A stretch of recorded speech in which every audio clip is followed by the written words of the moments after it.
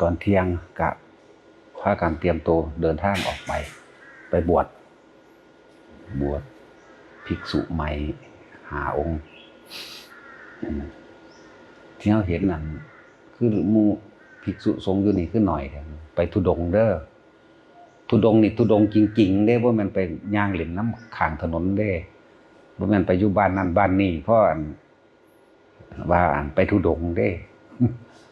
พวกที่เขาอยู่ในธรรมกับเขาอยู่ในธรรมระยะทางบิณฑบาตก็ย่างไกลเลยเด้นั่นแหละต้องจังสั้นหมู่เนรนะโม10 กว่าอันสุดนั้นแต่เขาก็แยกเป็นกลุ่มเด้เขาบ่ไปเฮ่ๆกันแบบนั้นเด้กลุ่ม2กลุ่ม3กลุ่ม4เด้10เท่าใดพวกกลุ่มนั้นไป16กลุ่มนั้นกลุ่มเนรนั่นน่ะเนร5แล้วบ่แม่นไปมวนเด้บ่แม่นไปแบบหาอยู่หากินหยังเด้อยู่หม่องธุระกันดารคืออย่างนี้เด้หม่องบิณฑบาตมัน16 กิโลมึงตายเดินไปกลับ32 กิโลนึกว่ามันก็สู้เด้เน้นนะโมแม่นปู่ศรีใจเซาะเด้ปู่ศรีคือสิตายนี่กลับมาแล้วนั่นแหละไปนี่เฮาไปเบิ่งความทุกข์ยากลำบากเฮาไปเบิ่งหยังเบิ่งร่างกายเจ้าของเองเบิ่งมันหิวมันร้อนมันหนาวมันฝนตกฟ้าห้องใจหวาดกลัวแบบใดมันเมื่อยมันล้ามันเพลียจังใดไปเบิ่งว่ากายนี่มันเป็นของเจ้าของอยู่บ่กายนี่บังคับได้อยู่บ่นี่ไปเบิ่งใจกับกายนั่นแหละการไปธุดงค์ก็ดีไปเบิ่งความเพียรความพยายามหลายอย่างในความอดทนนี่บ่แม่นว่าไปเล่นๆโลๆเลๆเด้พวกไปบินเดียวนี่ก็ตั้งหากคือกันเด้พวกไปบินเดียวนี่4 หรือ 5ว่ะประมาณนั้นแหละพวกนี้แฮงโสบัดนี่สูจะอยู่ไกลบ้านเด้60-70 กิโลพุ่นเด้อพุ่นน่ะธรรมดาบ่เขาสิกินไสล่ะบัดเขาห่วงกินอยู่บ่นั่นแหละมันทั้งมีถ้าทุกคนมีความมั่นใจในตนเองมั่นใจในธรรมมั่นใจในความจริงมั่นใจในความบริสุทธิ์ใจของเจ้าของเองว่าเฮานี่ไปหาธรรมไปหาความจริงไปพิสูจน์หลายๆอย่างนั่นแหละบ่ได้ไปหาเงินบ่ได้ไปหาทองบ่ได้ไปหาสิ่งลึกลับอิหยังมันยังมีดอกหน้าอำนาจบารมีพุทธบารมีก็คุ้มครองอยู่ในหั่นสำหรับผู้เอาจริงสังฆบารมีคุ้มครองในหั่นแหละธรรมบารมีมันก็มีในตนนั่นแหละบ่ต้องย่านอดตายดอกถ้ามันโสตายแล้วบ่ตายมันยังมีดอกครูบาอาจารย์ลึกลับสอนให้ก็มีมันแม่นแค่นั้นเฮาเว้าในสิ่งที่เฮาเป็นมาก่อนหูเห็นมาก่อนพร้อมนั่นแหละจึงบอกว่าสถานที่แห่งนี้เป็นสถานที่ฝึกตนให้ดีซะก่อนฝึกตนให้ดีแล้วอดทนดีแล้วเพียรดีแล้วรู้เห็นตามความเป็นจริงดีแล้วจึงฝึกผู้อื่นได้ด้วยนั่นแหละจึงว่าคนดีทำให้ผู้อื่นดีได้ด้วยแล้วที่เขาหนีออกไปจากเฮานั้นบ่แม่นว่าความดีนั่นสิวัดด้วยจากสิ่งที่เฮามีเด้ความดีนั้นวัดจากสิ่งที่เราให้เขากำลังไปสร้างความดีในตนเองหนึ่งแล้วเขากำลังไปสร้างบุคคลผู้อื่นให้ดีได้ด้วยกระจายออกไปเด้จึงบอกสถานที่แห่งนี้เป็นสถานที่ฝึกตนนี่แหละแล้วก็สร้างคนให้เป็นพระเมื่อเฮาฝึกตนดีแล้วเฮาก็ฝึกผู้อื่นได้ด้วยสร้างผู้อื่นให้เป็นนักเสียสละได้ด้วยให้เป็นพระแปลว่าเสียสละพระแปลว่าบ่เอาพระแปลว่าบ่เอาหยังจักอย่างมีพระหน่อยพระเคิงพระกลางพระใหญ่พระโสดาบันนี่สละกิเลสไป25%แล้วพระสกิทาคามี50%พระอนาคามี75%พระอรหันต์เบิดเกลี้ยงบ่มีเหลือนั่นแหละตราบใดที่ยังมีนักฝึกนักหัดนักปฏิบัตินะในมรรคมีองค์8นี่ตราบนั้นพระอรหันต์ก็บ่ห่างจากโลกดอกหน้าเพิ่นทั้งบ่อ้างบ่ไผเป็นหยังดอกพอสุดท้ายนี่มันสิลงตรงเมื่อหมดความอยากได้เลยอยากเป็นจบละคนพวกนี้ล่ะสบายที่สุด บ่มีความเร่าร้อนและกังวลสิ่งใดบ่มีความเร่าร้อนบ่มีความกังวลบ่มีความอยากได้หยังก็สร้างบ่มีเลยเป็นหยังก็ตามบ่มีอีกนั่นแหละจึงว่าเฮาเขี่ยวเข็นเรื่องพระวินัยถ้าบวชเข้ามาแล้วให้ทุกองค์ศึกษาพระวินัยให้มันติดเป็นอุปนิสัยในการละพระวินัยก็เป็นตัวละอยู่แล้วอันนี้ควรอันนี้บ่ควรนี่ก็มันรู้อยู่ในหั่นแหละบัดนี้ก็เบิ่งพระวินัยแล้วก็เบิ่งสมาธิเพิ่นถึงว่าศีลของพระนี่ศีลก็คือพระวินัยตนเองนั่นแหละสมาธิมันดูจิตดูใจของเจ้าของเองว่ามันสิตั้งมั่นหรือบ่ตั้งมั่นศีลสมาธิและปัญญาปัญญาคือความรู้แจ้งเห็นจริงตามความเป็นจริงในสิ่งทั้งหลายทั้งปวงเขาเจ้าแปลภาษาบาลีว่าความรอบรู้ในกองสังขารแต่เฮานี่แปลทับศัพท์เข้าไปอีกรอบรู้ตามความเป็นจริงนี่รู้ความจริงนั่นแหละจังว่ามันหายากคือดอกมองสถานที่สิฝึกเขี่ยวเข็นกัน ฝึกตนดีแล้วจึงฝึกผู้อื่นได้ด้วยเด้อยังว่าพวกเฮาที่เห็นคนส่วนมากบ่ได้เข้าใจลึกซึ้งดอกเพราะว่าบ่ได้ศึกษาพระวินัยคิดแต่ว่ากับหมู่พระภิกษุสงฆ์องค์เจ้าทั้งใดก็ว่าไปตามความเห็นเจ้าของเพราะเขามีความอยากให้ผู้อื่นเป็นแบบนั้นแบบนี้อยากนั่นแหละเป็นจังซั่นพระอย่างนั้นพระอย่างนี้แต่ตัวเองบ่เคยคิดว่าสิมาบวชเอาเองนี่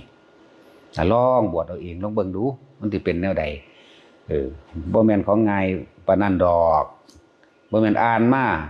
แล้วเอาตำรามาเทียบกับกิริยามารยาทของเขาเจ้าบางอย่างภาษาอ่านมาโอ้ยอย่ามาเทียบเลยตำราก็เป็นแค่เครื่องเปรียบเครื่องเทียบซื่อๆดอกแต่ว่าบัดเขามาฝึกหัดปฏิบัติจริงตำรามึงตำราจริงเถอะนะตำราภายวินัยให้มึงตำราจริงเถอะนะแม่นบ่ล่ะมันสำใดสำนึงนี่นะค่าน้ำผัวน้ำเมียอยู่นี่มันมาว่าแม่นบ่ล่ะยากแต่น้ำมันเลี้ยงลูกเลี้ยงผัวเลี้ยงเมียอยู่นี่ตำราให้มันตำราจริงเถอะนะ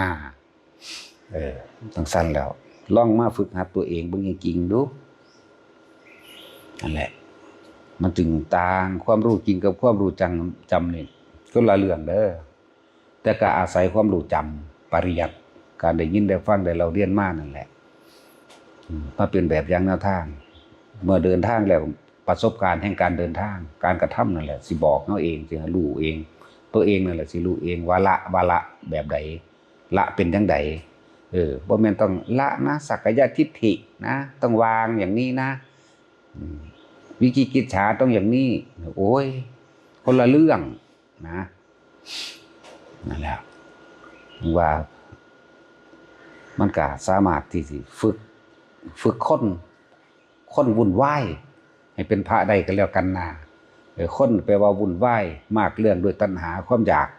โดยความเห็นโดยความใดดีมีเป็นของไผของมันเอาความเห็นของตนเป็นใหญ่นั่นเรียกว่าคน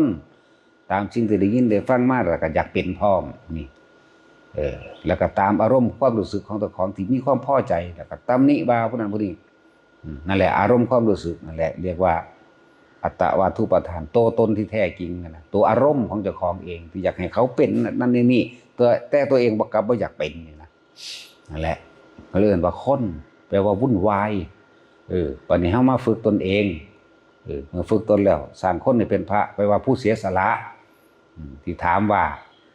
เคยเฮ็ดอีหยังเพื่อโลกอยู่บ่เคยเฮ็ดอีหยังเพื่อขึ้นต้นไม้แล้วภูเขาสายน้ำให้แก่โลกลงเบิ่งเฮ็ดแบบบ่ต้องไปหวังหยังเคยเฮ็ดอีหยังเพื่อผู้อื่นอยู่บ่เคยซอยเหลือคนโดยบ่ได้หวังสิ่งใดตอบแทนมีอยู่บ่บ่มีส่วนมากนะพระเท่านั้นจังสิเป็นไปได้นอกนั้นบ่ครูก็เป็นสัมมาอาชีโวเป็นอาชีพซื่อๆทหารตำรวจก็สัมมาอาชีโวอาชีพซื่อๆดีบ่ดีเป็นทุจริตในอาชีโวนั่นพร้อมแม่นบ่ล่ะว่าอิหยังก็แล้วแต่เถอะนะเรียนทางโลกเรียนเท่าใดก็บ่จบดอกเรียนไปเกิดเรียนไปตายเรียนไปเกิดในนรกมั่งเปรตมั่งเดรัจฉานมั่งคนมั่งเรียนไปเวียนว่ายตายเกิดซื่อๆดอกหน้าถ้าเรียนกายกับใจนี่แหละพระไตรปิฎกแท้ไตรคือกายนี่ในวันนี้กายวาจาใจนี่แหละไตรปิฎก3อย่างคือกันล่ะนะนั่นแหละยอดแห่งพระไตรปิฎกคืออีหยังใจเฮาเองนี่แหละรู้จักบ่ล่ะ อันนี้แหละเรียนนี่ได้ใจแล้วจบเบิดโลกบ่เกี่ยวกับโลกอีกจึงว่าผู้ใดแล้วการบวชเฮาบ่บวชเล่นๆเด้เอาจริงเอาจังเด้เฮาบ่เคร่งครัดดอกแต่ว่าเฮาเฮ็ดนำพระวินัยนั่นแหละพวกเขาไปธุดงค์ก็ไปธุดงค์จริงๆเด้ไปข่มจิตข่มใจไปเบิ่งอารมณ์เจ้าของคักๆนี่เด้ตกกลางคืนมาบ่มีเสียงอื่นๆเด้เสียงสัตว์เสียงเสือเสียงสร้างเสียงทุกอย่างสารพัดโอ้ยมีอัศจรรย์ยิ่งกว่านั้นอัศจรรย์มากเยอะแยะนักฝึกหัดนักภาวนาเท่านั้นสิเห็นความอัศจรรย์ได้แม่นบ่ไปก็เห็นได้ถ้าจ่ออยู่กับใจตัวเองฉะนั้นเฮาจึงเน้นเหลือเกินเน้นทุกๆคนด้วยอย่าออกจากความรู้สึกตัวอย่าออกจากจิต1.1อย่าออกจากความรู้สึกในกายความรู้สึกตัวตัวพร้อมนี่แหละมรรคผลอยู่ในนี่แหละลมหายใจเป็นบันไดแห่งความรู้สึกตัวรู้สึกให้มันรู้สึกนิ่มนวลอยู่ในตัวเองรู้สึกปีติปราโมทย์ในตัวเองเฮ็ดอยู่แค่นี้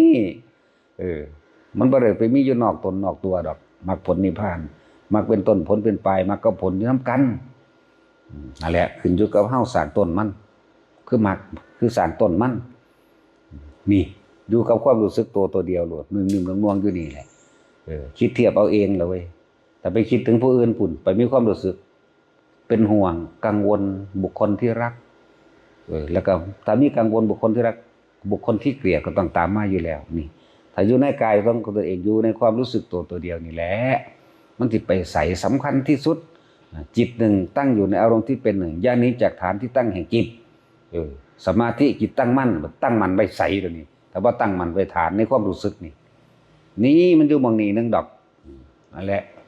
ความรู้สึกเฮาเอาฐานไว้ใส่เอาไว้หน้าผากเฮานี่แหละเน้นอยู่บางนี้นะแต่ว่าแต่ละคนบ่อย่าไปคิดหาอยู่ผู้อื่นหาที่ตัวเองผู้ใดเลี้ยงกายเลี้ยงใจจบเลยบนโลกเลี้ยงกายเตรียมกายเลี้ยงใจเห็นใจได้ใจคือได้ธรรมหูเห็นหูกับหูในตัวเองอันนี้มันบ่เป็นตัวเป็นตนดอกแต่ว่ามันหาความรู้สึกบ่ได้ไร้ความกังวลไร้ความปรารถนาผู้ใดเบิดความปรารถนาแล้วนั่นแหละเป็นแบบนั้นแหละผู้มีที่สงบที่สุดที่สุขที่สุดก็ว่าไปเรื่องอื่นว่านิพพานังปรมังสุขังจังซั่นแหละเพราะ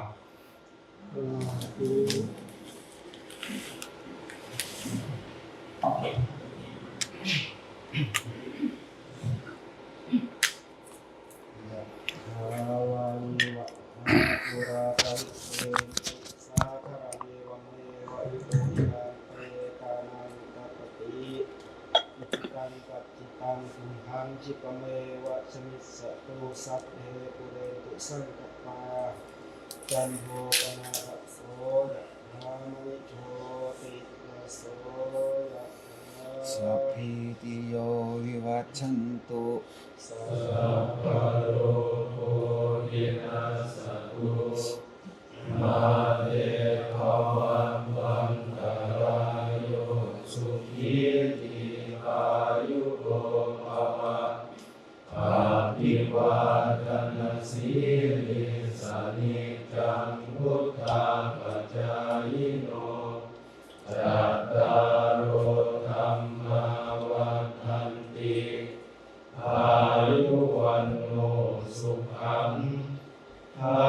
ลังวะตุสัพพมังคะลัง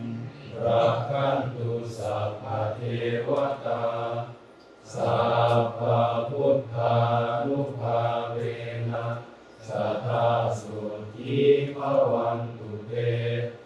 ภาวะตุสัพพมังคะลังรักขันตุสัพพะเทวตาสัพพะธัมมานุภาเวนะสัทธาสุขีภวันตุเตภาวะตุสัพพมังคะลังรักขันตุสัพพะเทวตาสัพพะสังฆานุภาเวนะสัทธาสุขีภวันตุเต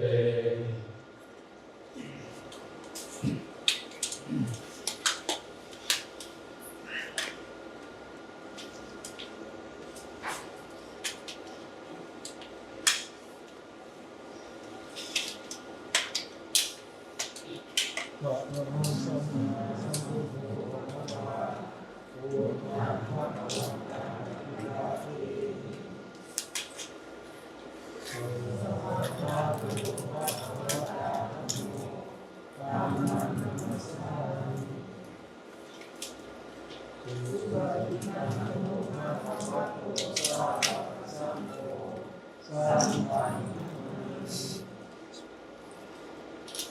นะนะพุทธายะนะนะสุโขติยานะโมวิมุตตานังนะโมวิมุตติยานะโมสัพพัญญุตยานะเวเทนะสัจเจนะพุทธะกิโตพุทธะสังนังฆังโลเกเมตันตะสัพพะโลกัสสมิมานะสัมภาเวทาปริมาณ